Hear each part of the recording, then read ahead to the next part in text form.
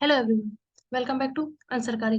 Last lesson में हमने discuss किया था कि किस प्रकार 19वीं शताब्दी में प्रेस के भारत में आगमन के बाद पत्र पत्रिकाओं का निर्माण आरंभ हुआ, या हिंदी का पहला पत्र उद्दंड मार्तंड बंगाल से निकला। और उससे पहले भी हमें बंगाल से निकले हुए पत्र देखने के लिए मिलते हैं जो द्विभाषी थे, पर उनमें कहीं ना कहीं हिंदी के शब्दों का प्रयोग किया हुआ था। उसके बाद हमने राजा शिव प्रसाद सितारे हिंद और राजा राजा लक्ष्मण सिंह के विषय में चर्चा की थी, और देखा था कि किस प्रकार उन्होंने हिंदी भाषा को लिए अलग अलग तरह के प्रयास किए थे। पर राजा शिव प्रसाद सितारे हिंद अब उसी भाषा में उलझकर उर्दू की तरफ अत्यधिक प्रभावित होकर उनका दृष्टिकोण में परिवर्तन आया, और लक्ष्मण सिंह जी ने एक ऐसी भाषा को हिंदी भाषा माना जिसमें अरबी फारसी के शब्दों का बहुतायत में प्रयोग ना होता हो, किंतु कुछ शब्द जो कि भाषा में घुल मिल चुके थे, उस प्रकार के शब्द अगर हिंदी भाषा में प्रयोग होते हो तो उन्हें उनसे कोई आपत्ति नहीं थी। आज हम डिस्कस करेंगे कि भारतेंदु युग की भारतेंदु युग से के आगमन के बाद किस प्रकार खड़ी बोली का निर्माण प्रारंभ हुआ, या क्या परिवर्तन आए। 19वीं शताब्दी सदी में खड़ी बोली के साहित्यिक स्वरूप। भारतेंदु युग हिंदी साहित्य के आधुनिक काल का प्रारंभ भारतेंदु युग से माना जाता है। साहित्य के इतिहास में इसे गद्य काल के नाम से जाना जाता है। वस्तुतः भारतेंदु युग हिंदी में विविध गद्य विधाओं के परिवर्तन का काल है। भारतेंदु के हिंदी में नवजागरण का अग्रदूत माना जाता है। वो एक व्यक्ति से बढ़कर संस्थान थे। उन्होंने अपने समान धर्म लेखन का मंडल तैयार किया, जिसे भारतेंदु मंडल के नाम से जाना जाता था। उनके भारतेंदु मंडल में भारतेंदु हरिश्चंद्र, बालकृष्ण भट्ट, प्रताप नारायण मिश्र, राधाचरण गोस्वामी, राधा कृष्ण दास और चौधरी वीरेंद्र नारायण जैसे अन्य कवि शामिल थे। उन्होंने अपने समय के रचनाकारों कर मिलाकर उन्होंने हिंदी साहित्य को एक नवीन युग में सूत्रपात किया। यह नवीन युग काल प्रवृत्ति चेतना विधा हर दृष्टि से नया था। नवीन युग की नई चेतना और विधा के वाहक भारतेंदु हरिश्चंद्र थे। उस समय 1850 से लेकर 1885 तक है। इसलिए सामान्य तौर पर 19वीं सदी के उत्तरार्ध को ही साहित्य का भारतेंदु युग के नाम से जाना जाता है। भारतेंदु युग और उनकी नवीन चेतना। नई चेतना के कारण भारतेंदु युग साहित्य हिंदी साहित्य के रीतिकाल की चेतना से मुक्त हो गया। यह नई चेतना आधुनिकता के समीप थी, और आधुनिक चेतना के निर्माण और विकास में युगीन परिस्थितियों में योगदान था। भारतेंदु और उनके मंडल के लेखकों ने युगीन परिस्थितियों को स्पष्ट किया। भारतेंदु युगीन लेखकों को रीतिकालीन अतिशय श्रृंगार चरित्र, न्याय का भेद, नक्सिक चमत्कार प्रदर्शन ये सब नहीं करना था। इस युग के लेखकों ने देश की दुर्दशा पर चिंतन किया। इसके इनके साहित्य में देशानुराग कूट कूट कर भरा हुआ था। एक नई तरह की राष्ट्रीय चेतना के प्रथम स्वर हमें भारतेंदु साहित्य में परिलक्षित होते हैं। इसका एक कारण यह भी हो सकता है कि भारत में अंग्रेजों का वर्चस्व 18वीं शताब्दी के उत्तरार्ध में बढ़ने लगा था। भारत में परंपरागत उद्योग को अंग्रेजों ने नष्ट कर दिया था। उन्होंने भारत की कृषि व्यवस्था पर नियंत्रण स्थापित कर किसानों पर लगान का बोझ बढ़ा दिया था। भारत का आर्थिक शोषण और सैन्य नियंत्रण के लिए उन्होंने अलग अलग प्रदेशों में रेल की पटरियां बिछवा दी थी, और देश नरेश के साथ समझौता कर शोषण को अंग्रेज बढ़ावा दे रहे थे। भारत पर अंग्रेजों के बढ़ते हुए शोषण और राजनीतिक नियंत्रण के खिलाफ 1857 में एक व्यापक विद्रोह हुआ था। इसे भारत के प्रथम स्वतंत्रता संग्राम के रूप में जाना जाता था, और यही विषय भारतेंदु युग के साहित्य की चेतना के रूप में स्पष्ट तौर पर हमें देखने के लिए मिलते हैं, जिसमें हमें राष्ट्रीय चेतना और सामाजिक चेतना, दो प्रकार की चेतना स्पष्ट रूप से देखने के लिए मिलती है। राष्ट्रीय चेतना के स्तर पर अंग्रेज राज और खास तौर पर उनके द्वारा किए जा रहे आर्थिक शोषण का विरोध हमें देखने के लिए मिलता है। किस प्रकार उन्होंने किसानों पर बढ़ाए हुए ऋण या लगान के लेकर विरोध साहित्य की सहायता से विरोध प्रदर्शित किया। सामाजिक चेतना के स्तर पर भारतीय समाज में फैली हुई तमाम बुराइयों, रूढ़ियों का विरोध करते हुए उन्होंने बाल विवाह, पर्दा प्रथा, नारी अशिक्षा, धर्म पाखंड जैसी सामाजिक कुरीतियों का खंडन करके भारतेंदु युग साहित्य का प्रधान लक्ष्य है। भारतेंदु सच्चे अर्थों में हिंदी साहित्य के नवजागरण के अग्रदूत थे। भारतेंदु युग के बारे में हिंदी के महान आलोचकों के क्या क्या मत है। जब हम रामचंद्र शुक्ल के बारे में बात करते हैं तो उनके हवाले से विश्वनाथ त्रिपाठी ने लिखा है कि भारतेंदु ने हिंदी साहित्य के एक नए मार्ग पर खड़ा कर दिया। वे हिंदी साहित्य के नए युग के प्रवर्तक हुए। यद्यपि देश में नए नए विचार और भावनाओं का संचार हो रहा था, पर हिंदी उनसे दूर थी। आचार्य हजारी प्रसाद द्विवेदी ने भी इसको सटीक विश्लेषण करते हुए कहा है कि भारतेंदु का पूर्ववर्ती काव्य साहित्य संतों की कुटिया से निकलकर राजा और रईसों के दरबार तक पहुंच गया था, जो कि हमें रीति काल में देखने के लिए मिलता है। उन्होंने एक तरफ तो काव्य को फिर से भक्ति के पवित्र मंदाकिनी में स्नान कराया और दूसरी तरफ उसके दरबारीपन से निकालकर लोक जीवन के आमने सामने ले जाकर खड़ा कर दिया कि किस प्रकार उन्होंने देश में उस समय चल रहे शोषण और साथ साथ सामाजिक बुराइयों की तरफ इशारा किया और अपने साहित्य के माध्यम से जो आम जनमानस था उन तक उजागरता पहुंचाने का कार्य किया। डॉक्टर रामविलास शर्मा ने भी भारतेंदु युग को गदर से प्रभावित मानते हुए उनके जनवादी स्वरूप को स्पष्ट किया है। उनके शब्दों में भारतेंदु युग का साहित्य भारतीय समाज के पुराने ढांचे से संतुष्ट न रहकर उसमें सुधार भी चाहता था। वह केवल राजनीतिक स्वाधीनता के साहित्य न होकर मनुष्य की एकता, समानता, भाईचारे का भी साहित्य था।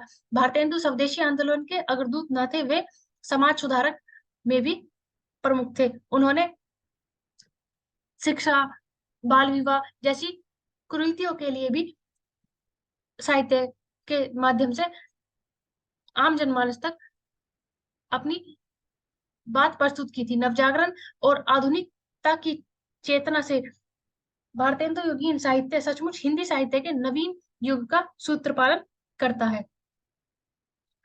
नवीन युग में नवजागरण और आधुनिकता की चेतना से भारतेंदु साहित्य हिंदी को नवीन युग के सूत्रपात तक तो पहुंचाता है। उस समय देखने के लिए मिलता है कि उस समय में नवीन युग की वैज्ञानिक चेतना, यंत्रों का विकास, छापे खानों की मशीन के प्रचलन, बढ़ते हुए उद्योग, नगरीकरण, राष्ट्रीय राज्यों के उदय जैसी परिस्थितियों में भी हिंदी साहित्य को गद्य को बढ़ावा मिलता है। 19वीं शताब्दी में प्रारंभ हिंदी साहित्य का गद्य का ठीक से प्रारंभ या विकास होना आरंभ हुआ। यह गद्य साहित्य 19वीं सदी के उत्तरार्ध तक इतना प्रभावी हुआ कि इसमें कवियों का अधिक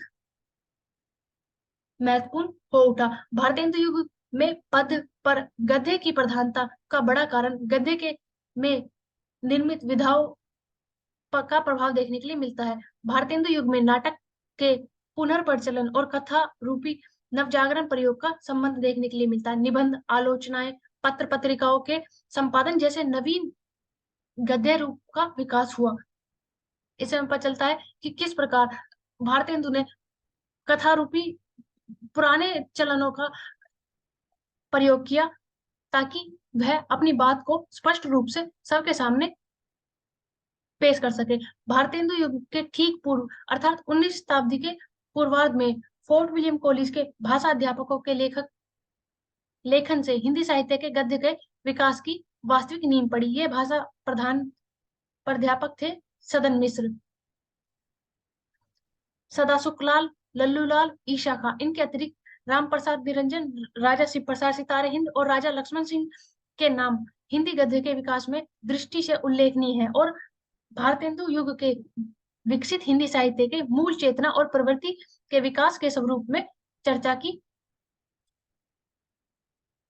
महत्वपूर्ण अंग है। जब हम देखते हैं कि किस प्रकार हिंदी के विकास में फोर्ट विलियम कॉलेज का भी एक महत्वपूर्ण योगदान है, या 19वीं शताब्दी में हिंदी का क्या स्थान था और किस प्रकार फोर्ट विलियम कॉलेज के निर्माण के बाद हिंदी साहित्य के विकास हुआ, या एक समय पर वह किसी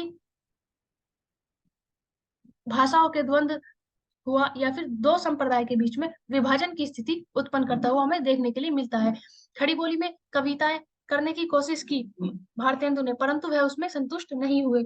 युग चेतना में इतनी भक्ति परत और रीति परत ब्रजभाषा कवियों का रूप भी भारतेंदु के युग में प्रचलित रहा।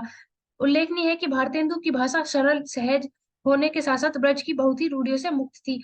इस युग में कवियों ने लोकप्रिय काव्य रूप के अभिव्यक्ति का माध्यम बनाते हुए भारतेंदु ने अमीर खुसरो जैसी पहेलियां और मुकरियां लिखने की कोशिश की, जहां प्रताप नारायण मिश्र ने लावनी और अलाह लिखने की कोशिश की। भारतेंदु ने मुकरियों को खड़ी बोली में लिखने का प्रयास किया। इससे स्वीकार करते हुए भारतेंदु ने लिखा कि मैं, और इसी के साथ साथ खड़ी बोली में ही भारतेंदु ने कविताएं लिखने की कोशिश की, परंतु वह उससे संतुष्ट नहीं हुए और उन्होंने लिखा, मैं अपने कई बार परिश्रम किया कि खड़ी बोली में कुछ कविताएं बनाऊं, पर वह मेरे चित अनुसार नहीं है। भारतेंदु उर्दू के रशा नाम से कविता लिखते थे। ध्यानवत है कि भारतेंदु युग ब्रजभाषा रीतिकालीन ब्रजभाषा से भिन्न है। भारतेंदु युगीन ब्रजभाषा पर युगीन नवीन चेतना, वैचारिकता और गद्यमयता का प्रभाव है, जो कि आधुनिकता जिसमें अत्यधिक महत्वपूर्ण है, जो सिर्फ भक्ति तक सीमित न रहकर समाज में हो रही कुरीतियों और उसके अलावा जो शोषण आम जनमानस का हो रहा है उन सभी पर विचार करती है और उनके ऊपर उन्हें आम जनमानस तक पहुंचाने की और जागरूक करने की कोशिश करती है। भारतेंदु युग की कविताओं में ब्रज भाषा का गठन खड़ी बोली के काव्य गठन के अनुसार किया गया है।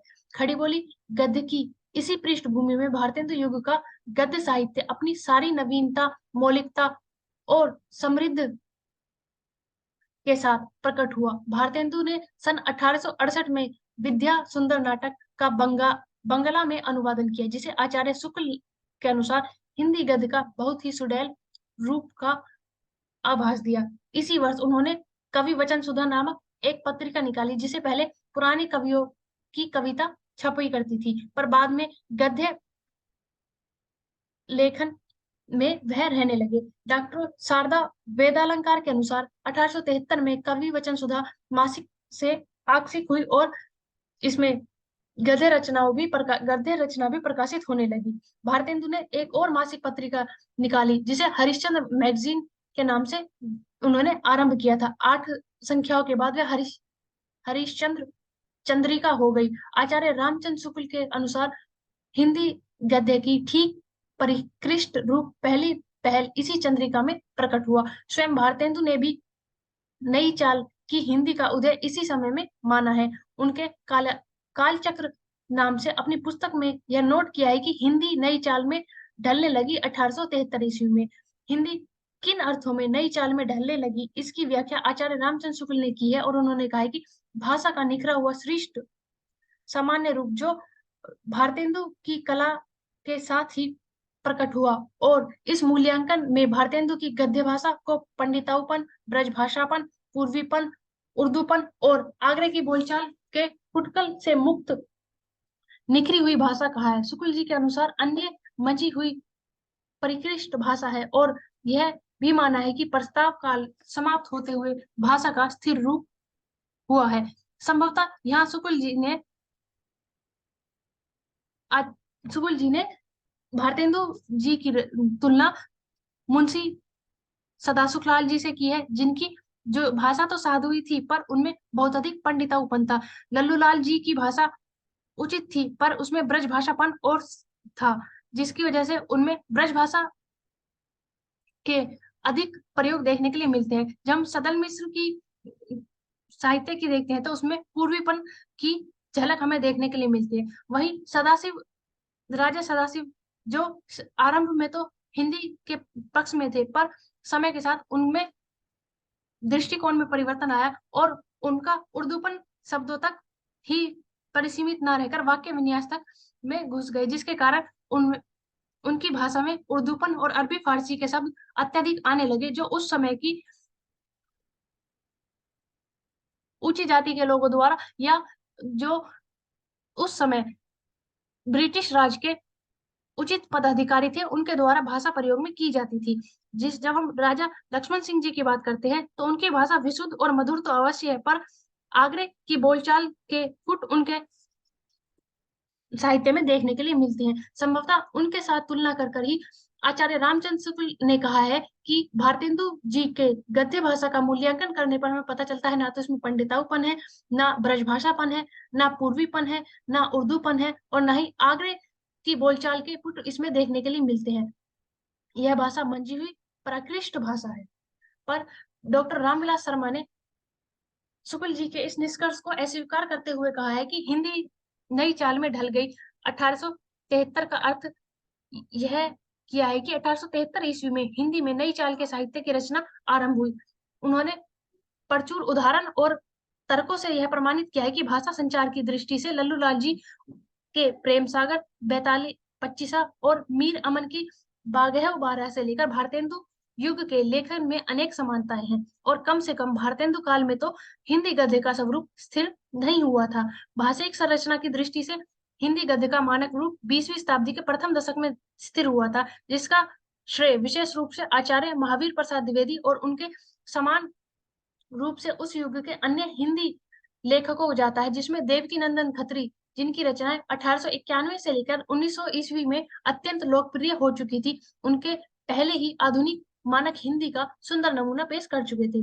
भारतेंदु हरिश्चंद्र और उसके समकालीन गद्य लेखकों की भाषा संबंधी देने योग्य है कि उन्होंने हिंदी गद्य का साहित्य की भाषा के रूप में प्रतिष्ठित किया है। उनकी दूसरी विशेषता यह है कि उन्होंने हिंदी को अविभाज्य वर्ग की भाषा के रूप में नहीं बल्कि जन भाषा के रूप में ढाला। भारतेंदु जनपदीय भाषाओं को हिंदी की रीढ़ मानते थे और उसके विकास से ही हिंदी का विकास संभव मानते थे। उस समय अदालत और सरकारी कार्यालयों में ब्रज भाषा जो भाषा प्रचलित थी वह भारतेंदु की भाषा नहीं हो सकती, क्योंकि उसका लक्षण जन साहित्य का सृजन करना था तथा कचहरी, सरकारी और तत्कालीन शरीफ समुदाय की उपेक्षा करके उन्होंने हिंदी गद्य को जनभाषा के रूप में प्रतिष्ठित किया। हमने देखा था कि किस प्रकार प्रेस के भारत में आने के बाद जो पत्र पत्रिकाएं उस समय निकाली गई वह या तो द्विभाषी होती थी या त्रिभाषी होती थी। कोई भी पत्रिका मूल रूप से हिंदी या खड़ी बोली में नहीं निकाली जाती थी, क्योंकि उन्हें पढ़ने वालों की संख्या या फिर जो आम जनमानस की भाषा थी वो बहुत कम थी। जो पत्र या अखबार पढ़ते थे वह वही लोग थे जो कि अदालतों या सरकारी कार्यालयों में कार्य करते थे या फिर उर्दू भाषा के जानकार थे, तत्कालीन जिन्हें शरीफ समुदाय के नाम से जाना जाता था। इसी कारण अन्य लेखकों को इस बात का भय रहता था कि अगर उन्होंने सिर्फ हिंदी या खड़ी बोली का प्रयोग कर कर भाषा अखबार या पत्र निकाला तो संभवतः उसे आम जनमानस तक नहीं पहुंच पाएगा और ना ही वो इतना प्रचलित होगा। यही कारण था कि जब हम देखते हैं अलग अलग समय में जो पत्र निकले वो एक भाषा ना होकर भिन्न भिन्न भाषाओं के थे, पर उसी समय में हमें यह भी देखने के लिए मिलता है कि हिंदी भाषी क्षेत्र ना होकर भी उन क्षेत्रों में अपनी क्षेत्रीय भाषा के साथ साथ खड़ी बोली या हिंदी के कुछ नमूने देखने के लिए मिलते हैं। जहां तक द्विभाषी पत्रों की बात है वहां उर्दू का पूर्ण रूप हिंदी में अनुवादित कर कर पत्रों में प्रकाशित होना प्रारंभ हो गया था। इसी के लिए हम कह सकते हैं कि हिंदी भाषा का एक नई जीवन शक्ति का संचार हो गया और वह जीवंत साहित्य भाषा के रूप में विकसित होने में समर्थक हुई। किंतु भाषाई संरचना की दृष्टि से भारतेंदु युग की भाषा अपने पूर्वकालीन पूर्ववर्ती भाषाओं से बहुत ही भिन्न थी। लल्लू लाल जी की भाषा में सुनाया, झड़वाया, छिड़कवाया, रिसवाया, नसवाया, बिलमाया आदि पूर्वकालीन क्रियाओं के प्रचार प्रयोग प्रचुरता के साथ उपलब्ध है। मानक हिंदी में इस प्रकार के क्रिया रूपों का प्रयोग नहीं होता, जहां यह विहीनता रूप प्रयुक्त होता है, जैसे सुना, आ, जा, खा आदि जैसे। पर स्वयं भारतेंदु और उनके समकालीन लेखकों में यह वाले पूर्वकालीन क्रिया रूप का अभाव देखने के लिए नहीं मिलता है। भारतेंदु युग के पूर्व में खड़ी बोली में ईसाई लेखकों में की रचनाओं में भी यह वाले रूप सामान्य रूप से प्रचलित थे। डॉक्टर शर्मा के अनुसार ब्रजभाषा और दिल्ली की खड़ी बोली में भी इनका प्रयोग होता था। कहीं कहीं यह के स्थान पर वह भी ले लेते थे, जिससे आवता, जावता, झड़वा, छिड़कवा आदि रूप बनते थे। ऐसे प्रयोग 18वीं शताब्दी की खड़ी बोली में भी से लेकर भारतेंदु युग तक हिंदी में भी प्राप्त होते हैं। मानक हिंदी उर्दू में यह संक्षिप्त होकर आता जाता आदि बन गए, पर पुरानी रूप में आवती थी, सेवने लगी, वृद्धि हुई आदि। आरंभिक गद्य लेख की में बहुलता के साथ साथ भारतेंदु युग में लेखकों के यंत्र तंत्र प्राप्त होते हैं। होय की जगह होवे रूप में पुरानी खड़ी बोली में प्रचलित था। होवे की जगह केवल हे का प्रयोग उर्दू हिंदी में गालिब के बाद आया है। लल्लू लाल जी को हम देखते हैं तो उसमें देखे आवे, काल आवे आदि प्रयोग करते हैं। भारतेंदु युग में क्या समझवे, देख, देव, दिखावे आदि लिखते हैं। लल्लू जी लाल के पूर्व नजीर अखबारवादियों के यहाँ भी ये प्रयोग मिलते हैं। बाल मुकुंद गुप्त के अनुसार होवे, देवे, करे आदि पुरानी क्रियाओं के प्रयोग देखने के लिए मिलते हैं। दिल्ली, आगरा के हिंदुओं के घरों के ये शब्द बोले जाते थे। श्रीधर पाठक ने एकांत वासनी योगी में इस क्रिया रूप का प्रयोग किया है, पर आचार्य महावीर प्रसाद द्विवेदी जो हमें, जिन्हें, करहे आदि का प्रयोग करते हैं। लल्लू जी लाल हमें, तुम्हें के साथ साथ फटे, कटे, चिट दे, कहेगे आदि लिखते हैं। भारतेंदु युग के लेखक ए और ए दोनों का प्रयोग, दोनों रूपों वाले शब्दों का प्रयोग करते हैं। मानक हिंदी में ए वाले रूप ही स्वीकृत हुए हैं। इसी प्रकार औ के स्थान पर ओ ने ले लिया है। लल्लू जी लाल और राजा लक्ष्मण सिंह दोनों ने तौ लिखे हैं। लल्लू जी लाल त के तरह हो का प्रयोग भी करते हैं, लेकिन भारतेंदु युग के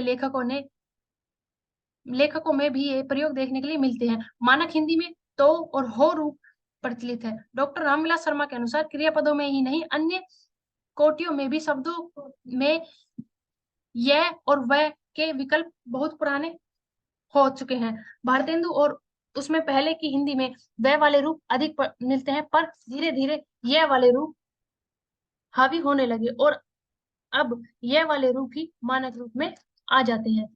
समानतः भूतकाल में भय और उसके रूप का प्रयोग ब्रज भाषा और अवधि दोनों में देखने के लिए मिलता है, लेकिन खड़ी बोली में यह प्रयोग वहां से आया है। लल्लू जी लाल ने इसका प्रयोग खूब किया है। मानक हिंदी में भय के स्थान पर हुआ का प्रयोग होता है, यह भय है ने परिवर्तित हुआ है। डॉक्टर रामविलास शर्मा के अनुसार भय और हुआ दोनों विभिन्न रूप हैं, भई, हुई, भय, हुए आदि। पुरानी खड़ी बोली की कविताओं में साथ साथ चलते थे। भया वाले रूप पहले उर्दू के गवारू प्रयोग मानकर निकाले गए थे, लेकिन हिंदी में भी ये रूप स्वीकृत नहीं हुए। पर भारतेंदु युग और उसके समय के अन्य लेखकों में हमें इस प्रकार की भाषा में भय और हुए का प्रयोग साथ साथ देखने के लिए मिलता है। इस समय स्पष्ट होता है कि भारतेंदु युग और उनसे पूर्व लल्लू लाल जी या ब्रज भाषा और अवधि और खड़ी बोली में काफी समानताएं थी। इसलिए डॉक्टर रामविलास शर्मा का कहना है कि भाषा भारत 1873 ईस्वी तक पूर्ण रूप से प्रतिष्ठित नहीं हुई थी, जो कि जितनी हमें 19वीं सदी के अंत में और 20वीं सदी के स्टार्टिंग में देखने के लिए मिलते हैं। इसका एक बड़ा कारण यह भी हो सकता है कि उर्दू और हिंदुस्तानी भाषा के विकास के लिए उस समय बहुत प्रयास किए गए थे, लेकिन इसी प्रकार भारतेंदु हरिश्चंद्र और उसके समकालीन लेखकों की भाषा की संरचना दृष्टि अधिकतर 19वीं शताब्दी के पूर्वार्ध में प्रचलित खड़ी बोली के ही निकट पाई जाती है। पर इसका अर्थ यह नहीं है कि भारतेंदु युग का गद्य प्रतिमानीकरण की ओर बढ़ नहीं रहा था। दरअसल भारतेंदु युग के व्याकरण जैसे राजा शिव प्रसाद, मदन मोहन आदि हिंदी प्रयोग के मानकीकरण के लिए प्रयत्नशील थे। राजा शिव प्रसाद जिस समय अपने व्याकरण लिख रहे थे, उस समय उन्होंने उर्दू में मतरुकांत अर्थात ब्रज तथा अन्य बोलियों के प्रयोग निकालने का श्रेष्ठ जोर पर प्रयोग किया था। यद्यपि उर्दू वाले की तरह भारतेंदु युग के साहित्यकार इस तरह का कोई मुहिम नहीं चला रहे थे, ना उस समय में इस प्रकार कोई व्याकरण का निर्माण किया गया था या अन्य शब्दों को मिलाकर यह जाना गया था कि किस शब्द का क्या अर्थ हो गया, किस तरह से प्रचलित किया गया है। किंतु हिंदी पर भी उर्दू के मानवीकरण का परोक्ष रूप से प्रभाव पड़ा। राजा शिव प्रसाद सितारे हिंद सावधान करते चलते हैं कि कौन से प्रयोग स्वीकृत है और कौन से वर्जित है। वे तू और ते में तू को किसी और किशु में किसी को समझते और समझे में समझते हैं और मारने वाले में मरने वाले के प्रति अच्छा दृष्टिकोण समझते हैं। राजश्री प्रसाद के पहले लेख बहु लिखते थे और वह बाद में वह में परिवर्तित हो गया। प्रताप नारायण मिश्र भी इस प्रकार के प्रयोग देखने के लिए हमें मिलते हैं। ने मानक हिंदी का ही एक विशिष्ट प्रसर्ग है जो क्रिया रूपों को भी प्रभावित करता है, पर पुरानी हिंदी और उर्दू दोनों में अक्सर इसका लोपन देखने के लिए मिलता है। भारतेंदु युग के लेखकों ने अनेकत्रकर्ताओं के साथ ने का प्रयोग नहीं करते और उनमें होने वाली क्रियाओं में भी परिवर्तित नहीं करते। यह जनपदीय भाषाओं का प्रभाव का फल है, क्योंकि अवधी भोजपुरी आदि में कर्ता का नए प्रसर्ग प्रयोग में नहीं लाया जाता। इसीलिए इसी प्रकार भारतेंदु अवधी भोजपुरी की अछात शब्दों का प्रयोग करते हैं जो कि मानक हिंदी में स्वीकृत नहीं है।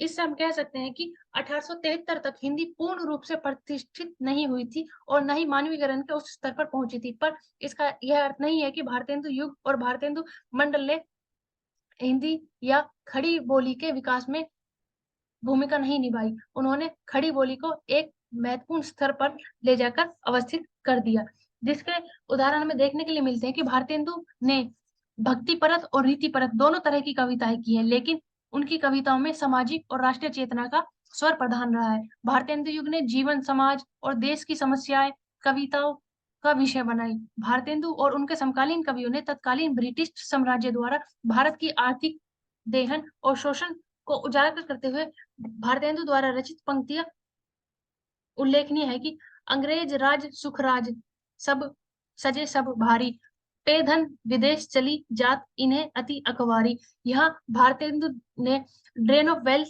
के विषय में बात करते हुए कहा है कि पे धन विदेश चली जात इते अखबारी, की धन सारा भारत से विदेश चला जाता है।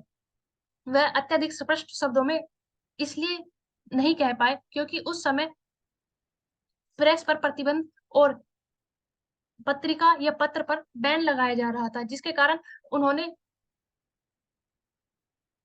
प्रतीकों या फिर कटाक्ष के थ्रू अपने बात को स्पष्ट रूप से सबके सामने प्रस्तुत करने की कोशिश की है। इसी प्रकार भारतेंदु ने युगीन चेतना के अनुसार देश की दुर्दशा का चिंतन कर राष्ट्रीय चेतना पैदा करने वाले प्रयास भी किए हैं। भारतेंदु की जातीय चेतना के रूप में उन्होंने भाषा समस्या पर विचार करते हुए लिखा है, निज भाषा उन्नति होए सब उन्नति को मूल, बिनु निज भाषा ज्ञान मिटे ना ये के सूल। कि बिना निज भाषा मतलब जो अपने क्षेत्र की भाषा या फिर जो वर्नाकुलर लैंग्वेजेस है उनका इस्तेमाल किए बिना या उन्हें आम जनमानस की भाषा का ज्ञान दिए बिना किसी और भाषा की उन्नति या उस किसी और भाषा में ज्ञान लेकर उसकी उन्नति नहीं हो सकती। इस प्रकार हमें देखने के लिए मिलता है कि उन्होंने मैकाले द्वारा अंग्रेजी पद्धति के प्रयोग को तो सराहाया था, पर उसके साथ साथ उन्होंने जो निज भाषा है या फिर जो आम जनमानस की भाषा है उसको उसके माध्यम से शिक्षा प्रदान करने के लिए भी लोगों के अंदर जागरूकता उत्पन्न की थी। यद्यपि भारतेंदु की कविताओं में देशभक्ति के साथ साथ कहीं कहीं राजभक्ति का भी सहयोग मिलता है, लेकिन उसमें देशभक्ति और नवजागरण की चेतना का स्वर प्रधान होता है। इस युग के दूसरे महत्वपूर्ण कवि प्रताप नारायण मिश्र ने भारत की आर्थिक शोषण को उजागर करते हुए अंग्रेजों की पोल खोली है। उनकी कविताओं में क्षोभ का स्वर मार्मिक है। देश भक्ति परक कविताओं में उन्होंने व्यंग की मारक क्षमता देखने के लिए मिलती है, जैसे जग जाने इंग्लिश हम वाने वानी वस्त्रहीन जोए, मिटे वंदन कर श्याम रंग जन्म सुबल तब होए। इस प्रकार देशवासियों पर व्यंग करते हुए प्रताप नारायण मिश्र ने लिखा है कि सर्व्यू लिए जाते अंग्रेज हम केवल लेक्चर की तेज, बद्री नारायण चौधरी प्रेमा धन इस युग के महत्वपूर्ण कवि हैं। उन्होंने कविता ग्राम में प्रधान होती थी, जिसमें उन्होंने जीर्ण जनपद या दुर्दशा दत्तापुर में उन्होंने गांव की दुर्दशा या यथार्थवादी वर्णन किया है, जिसमें उन्होंने उस समय ग्राम की क्या दुर्दशा थी, यहाँ वहां रह रहे किसानों की दशा के ऊपर, या अन्य जो व्यापारी थे या जो अन्य कार्य करने वाले थे, उनकी दशाओं की तरफ इशारा करते हुए या व्यंग करते हुए अपनी बातों को स्पष्ट किया है। इसी प्रकार बच्चन सिंह जी के अनुसार लघु काव्य खंड लिखने की शुरुआत यहीं से होती है, जहां भारतेंदु युग के अन्य कवियों में जगन मोहन सिंह स्वच्छंदतावादी प्रवृत्ति और प्राकृतिक चित्रण के उल्लेखनीय रहे हैं। इस समय पता चलता है कि किस प्रकार भारतेंदु युग की भाषा खड़ी बोली, ब्रज भाषा, अवधि और लल्लूलाल जी, शिव प्रसाद सितारे हिंद और लक्ष्मण सिंह जी के निकट भी है, किंतु इनमें असमानताएं भी है। और किस प्रकार उस समय रीतिकाल में चल रही श्रृंगार रस की प्रवृत्ति को छोड़कर इस समय के कवियों में जागरूकता है, जो कि शोषण और कुरीतियों के खिलाफ अपने व्यंग के माध्यम से या अपनी कविताओं के माध्यम से आम जनमानस को उसके लिए सचेत करना चाहते हैं। गद्य पद की भाषा का अलग होना इस युग की सबसे बड़ी खटकने वाली सच्चाई है, किंतु यह अधिक दिनों तक चलने वाला नहीं। भारतेंदु युग के अंत तक श्रीधर पाठक ने खड़ी बोली में एकांत वासनी योगी और जगत सच्चाई सार लिखकर यह संदेश दे दिया कि भविष्य की कविताओं की भाषा खड़ी बोली ही बनेगी। द्विवेदी युग तक यह पूर्ण रूप से हमें स्पष्ट हो जाता है कि क्योंकि ब्रज भाषा के अंदर श्रृंगार रस की अधिकता होने के कारण आम जीवन की यथार्थवाद को व्यक्त करने की क्षमता नहीं है। यही कारण था जिसके कारण ब्रज भाषा 19वीं-20वीं शताब्दी तक आते आते अपने पतन का कारण बनी और खड़ी बोली का विकास इतनी तीव्रता से हुआ, जिस प्रकार की आधुनिकता का माध्यम उन्हें मिला और आम जनमानस के विचारों या फिर हो रही यथार्थवाद को व्यक्त करने के लिए खड़ी बोली से उपयुक्त उस समय कोई और भाषा नहीं हो सकती थी। Thank you for watching, like share and subscribe to अनसरकारी।